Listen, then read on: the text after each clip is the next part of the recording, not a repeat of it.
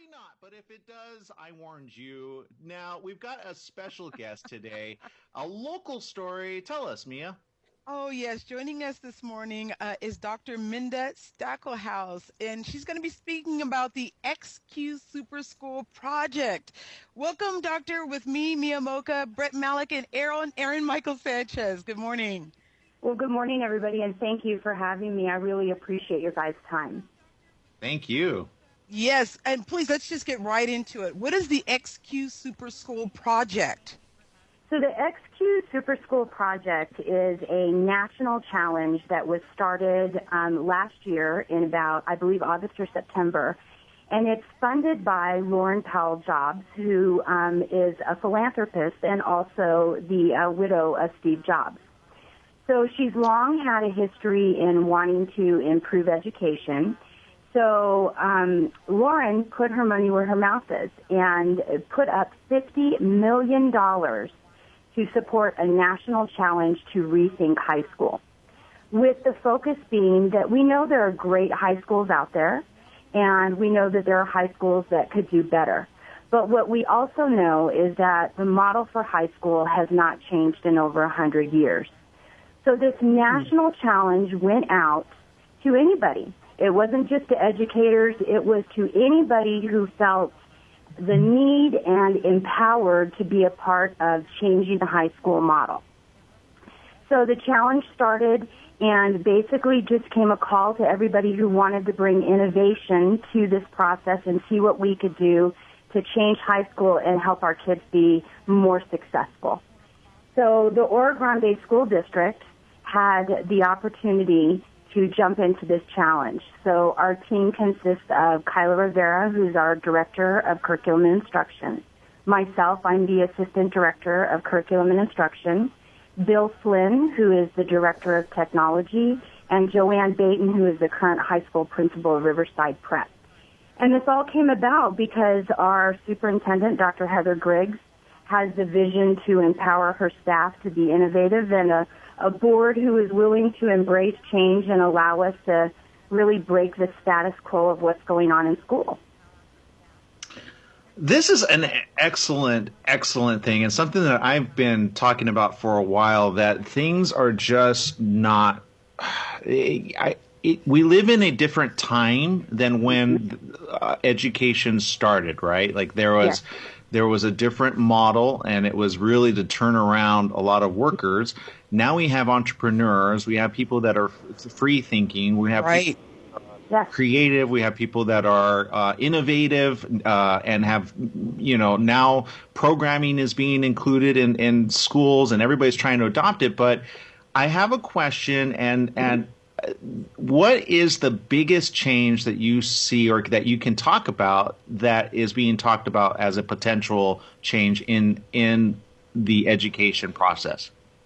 Well, I think one of the biggest changes that we have to focus on is the fact that we cannot continue with a model of the expectation that the teacher has all the knowledge and is the only person responsible for imparting knowledge to groups of kids. Our kids have voices, and they have thoughts and ways that they learn best. And I think one of the biggest issues that we're dealing with this as a school system is we're not listening to that.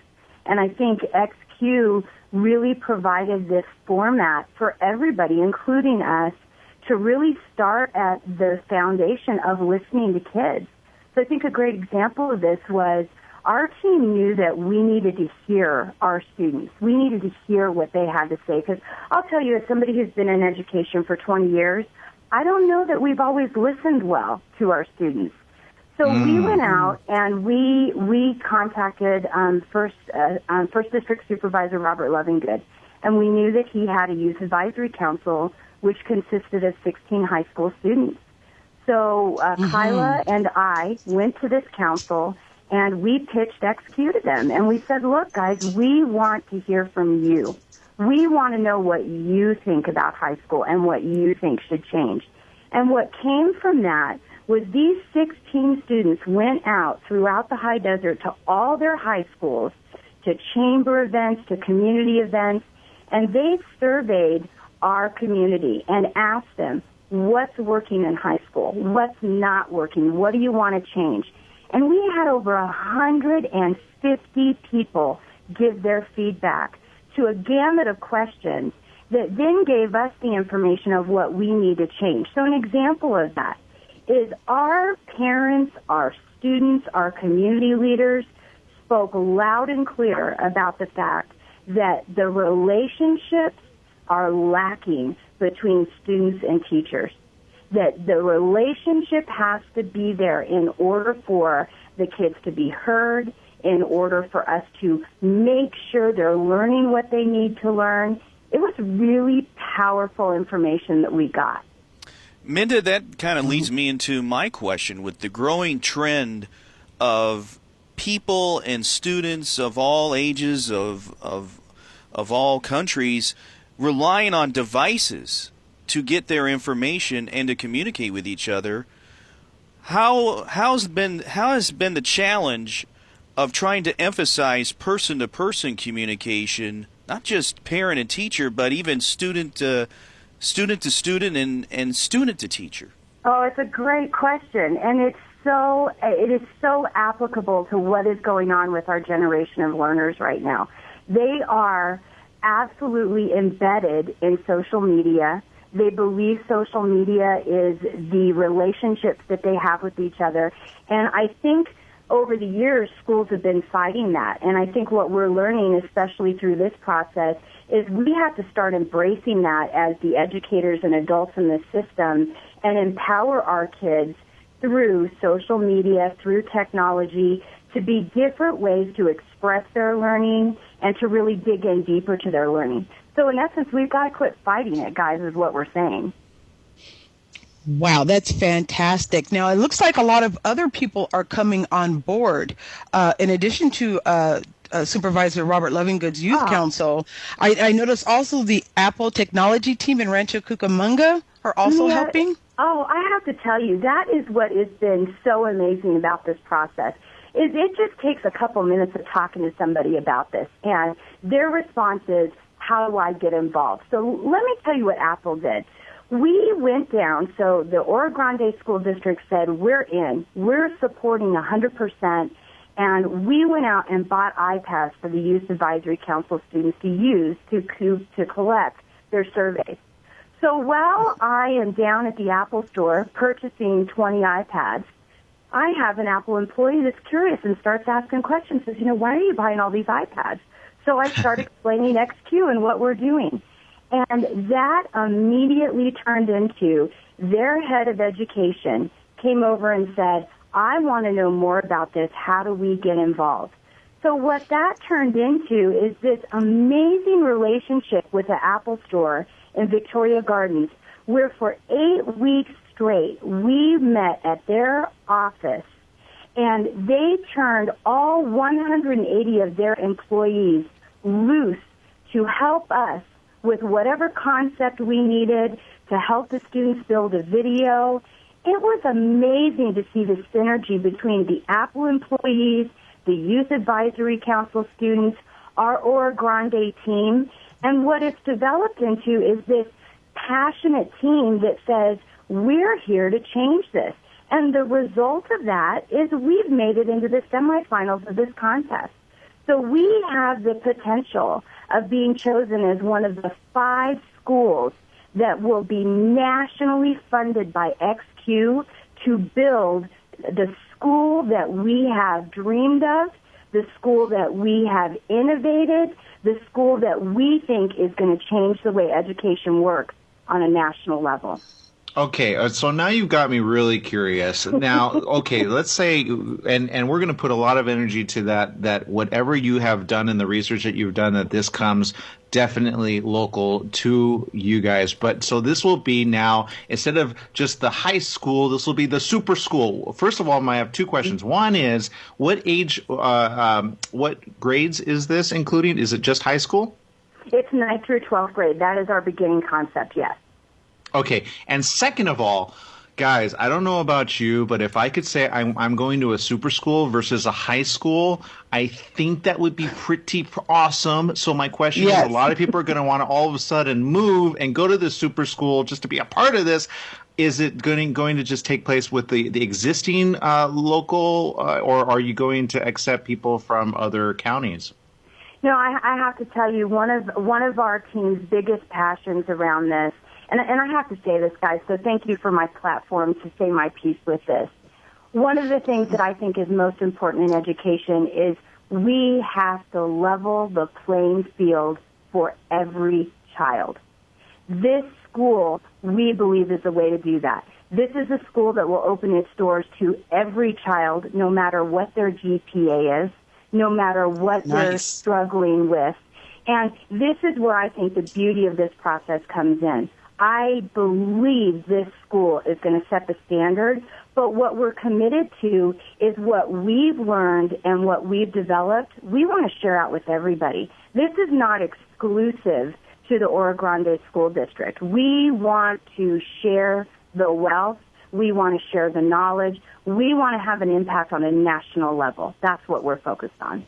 Now, a couple of skills that, I'll speak for myself. I'll speak for myself here. A couple of skills that I wish I would have learned better when I was in school was economics. Learning how to manage money and listening to others. and believe me, I still struggle with them now, and I wish I was better at those things. Minda, what kind of life skills are going to be taught at the super school? I'm glad you asked. One of the biggest things that we know is a platform for our kids to be successful in college and career. And what we hear and what we're so open to improving from our business and community leaders is just what you're saying. We need kids to come out of our system being learners, being great listeners, being able to work collaboratively. So we're building those skills into this program, and we're really focused on what we're calling emotional intelligence. For a long time, schools have focused on, your IQ and how are you doing with your book smarts. And I'm not saying that's not important, because it is.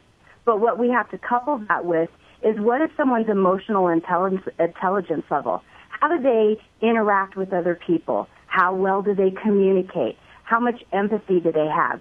These are all pieces that really rounds a person out and makes them successful in any endeavor that they take on in their life. And that is an absolute foundational piece of what we're focused on with what we're titling Revolution Academy is the name of our school. So at Revolution Academy, leadership skills, emotional intelligence, those are the forefront of what we're focused on. Fantastic. I mean, wow. Okay. When will you know for sure? When will you know who's chosen? When is that date coming? So we have our next round of, we have a series of questions that we have to answer. We have to develop a financial plan. We have to develop a governance plan. And we're in that process right now. We're holding community meetings where we're asking our business and community leaders to meet with us, to look at the concept, to give us more input about the concept. And then our application is submitted on May 23rd. And then I believe it is July, the end of July, that XQ makes their final pick of the 5. And I have to tell you guys, I believe what XQ is looking for is a couple of pieces. I believe they're looking at an innovative model, which I absolutely believe we have. I believe they're looking at a school district that is behind the concept and willing to support not only with facilities and funding, but belief. And we absolutely have that with our district superintendent and our board from Oro Grande. And I believe the third and most important piece is the support and backing of a community. And that's really where we're focused right now. We want our community input. We want our community on board, because this is about our area. This is about putting the high desert and the Inland Empire on the map as a place that has changed education on a national level. Now, how can we follow you, get more information about the XQ Super School project? Well, thank you for asking that, Mia. We have a website, so it's xqrevolutionacademy.com. We're also on Facebook at XQ Revolution Academy, and we're on Twitter as well.